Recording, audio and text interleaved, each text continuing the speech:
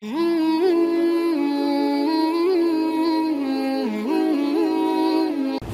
akan jawab pertanyaan pertama, Ibu Purwi Astuti.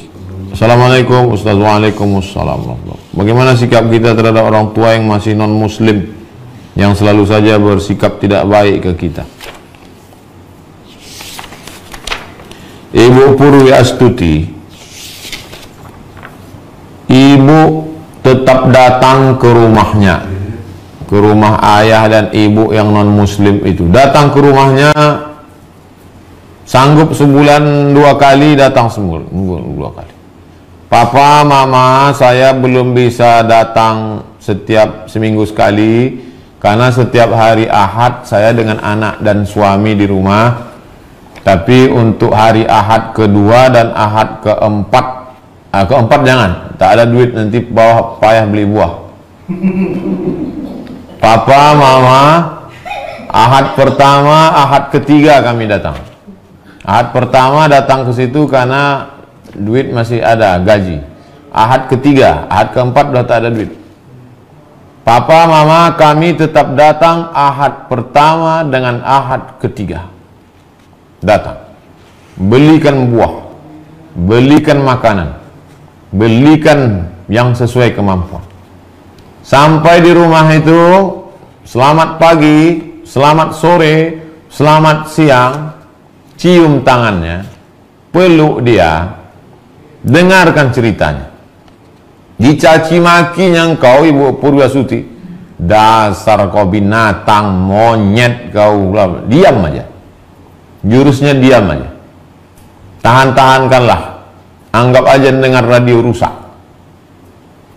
Dah habis selesai agak 1 jam, permisi. Terima kasih mama, ada tambahan. Nah, anak kurang ajar tuh ya pulang. Tetap salami dia. Nanti hari Ahad ketiga datang lagi. Jangan bosan. Malam-malam menangislah. Jangan di depan dia menangis, karena dia makhluk, dia manusia. Menangislah di hadapan Allah. Tahajud tengah malam, menangis di hadapan Allah. Berilah hidayah hambamu ini ya Allah. Rupanya sulit bagi Allah untuk memberikan hidayah pada ayah ibumu itu, Ibu Purwi Astuti. Senang aja. Qalbul mu'min baina asabi'ir rahman. Hati orang beriman itu di jari jemari seperti membolak-balikkan duit logam. Mudah. Kenapa tak diberinya hidayah langsung? Dia ingin melihat Ibu Purwi Astuti dapat pahala yang besar. Malam-malam berdoa, ya Allah, berikanlah hidayah orang tuaku ni ya Allah. Sampai 2. Ibu Purwi Astuti mati duluan atau mereka mati duluan. Tak ada kemungkinan yang ketiga. Hanya ada 2 kemungkinan.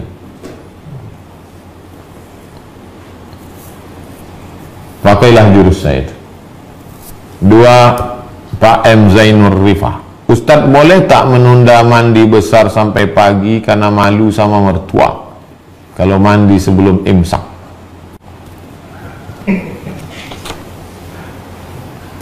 Imsaknya sekarang jam piro? Imsak saiki jam piro?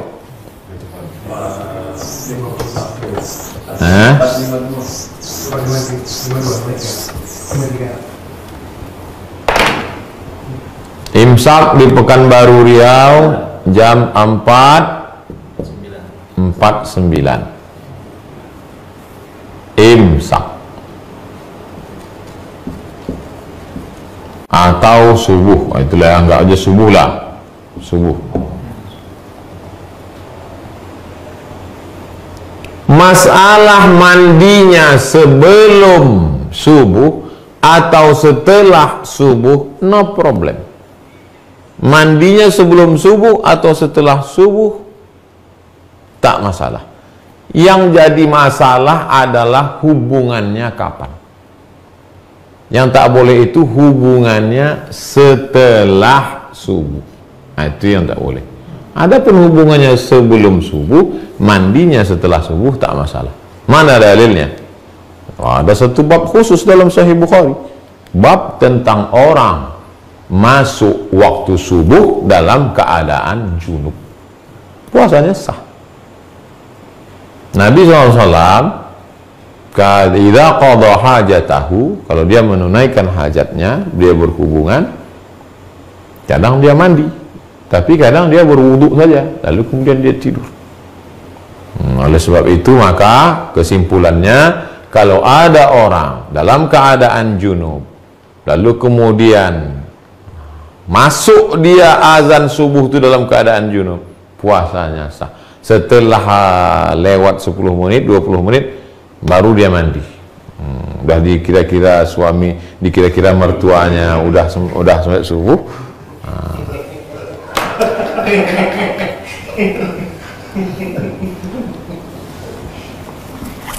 Begitu Pak Zainur Rifah. Ustadz, apa hukum mencicipi masakan di ujung lidah ketika puasa tapi tidak sampai ditelan? Yang membolehkan mencicipi masakan itu mazhab Hambali, karena rasa itu di ujung lidah. Ada di sini sensor perasa di ujung. Nah, asin, asam, pahit di ujung. Nah, asal terasa. Habis itu ludah. Karena yang dimaksud membatalkan puasa itu adalah idkhalu syai' ilal jauf. Idkhalu syai' ilal jauf, memasukkan sesuatu ke dalam rongga. Yang dimaksud dengan rongga itu apa? Yang dimaksud rongga itu adalah ma'idah, lambung, wal am'a, usus, lambung. Mencicipi itu di ujung sedikit. Nah, itu pendapat mengatakan tak batal.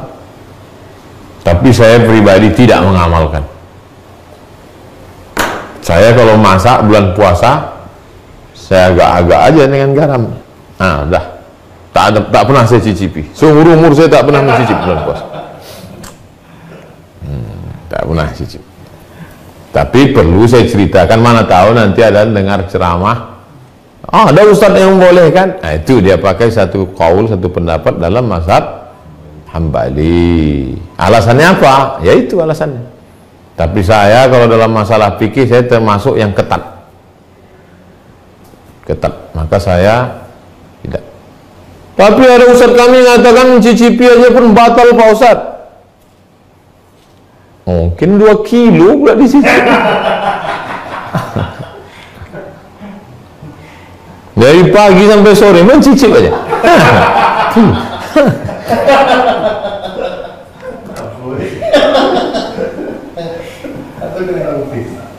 4. Ustadz, bagaimana cara menghadapi suami yang sering sensitif sejak kena PHK?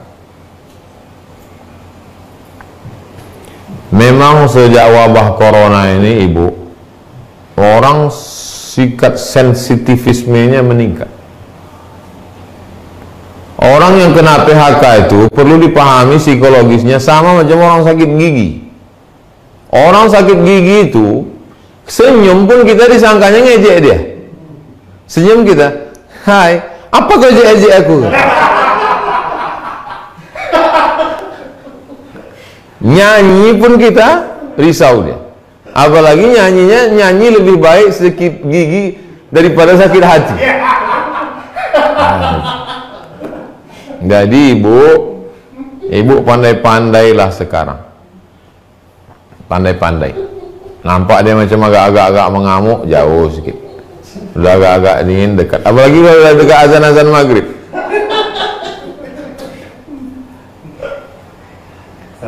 Nanti azan zuhur pun dia mengamuk juga. Saya yakin tidak ibu aja yang merasakan nih. Se-Indonesia, Bu. Berapa karyawan kita yang sudah di PHK? Hotel-hotel tutup, pabrik-pabrik tutup. Oleh sebab itu memang luar biasa sensitif. Dan orang yang emosi ini adalah siapa yang paling lemah di situ, itulah yang dihamuknya. Dia mau ngamuk ke direktur, tak berani. Mau ngamuk ke security, tak berani. Mau ngamuk ke polisi, tak berani. Ngamuk ke DPR, tak berani. Siapa yang paling lemah di situ? Ibu lah dia mau. Memang nasib ibu lah, kasihan. Itulah maka surga itu diletakkan di bawah tapak kaki ibu. Sabar-sabarlah ibu menghadapi. Sabar-sabar bu. Kalau sabar ibu menghadapi dia ini, insya Allah tenggelam dia di Laut Merah bu. Macam Asiyah menghadapi Fir'aun. Tidak hanya ibu yang menghadapi itu, seluruh Indonesia banyak-banyak bersabar, banyak-banyak berzikir. Terakhir Ibu Desi, Ustadz, bagaimana cara membebaskan diri dari perbudakan pekerjaan? Banyak sekarang orang diperbudak pekerjaan. Apa batasannya? Nih, jangan nanti besok semuanya. Ini kan sekarang kerja di rumah nih. Tiba-tiba ditelepon sama atasan. Assalamualaikum. Waalaikumsalam. Gimana laporan kerjaan selama di rumah? Jangan sampai kita diperbudak pekerjaan.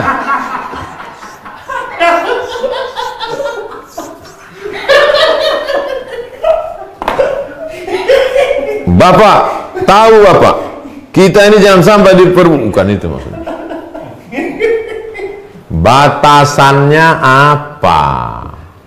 Batasannya apa? Batasannya adalah syariat Islam. Sudah azan asar, Allahu Akbar, Allahu Akbar. Dia laporan juga lagi. Bang, abang nggak sholat asar, kata bininya. Ini laporan ini penting, nggak cair THR nanti. Ini udah hidup udah susah, jangan bikin susah. Udahlah di kantor susah, corona lagi, kau pula lagi susah. Lemparkan laptop ini nanti. Gitu. Jam jalan juga, dia terus juga. Sejam udah. Abang tak sholat, kata bininya. Itulah gunanya waktu sholat itu dibuat Allah panjang.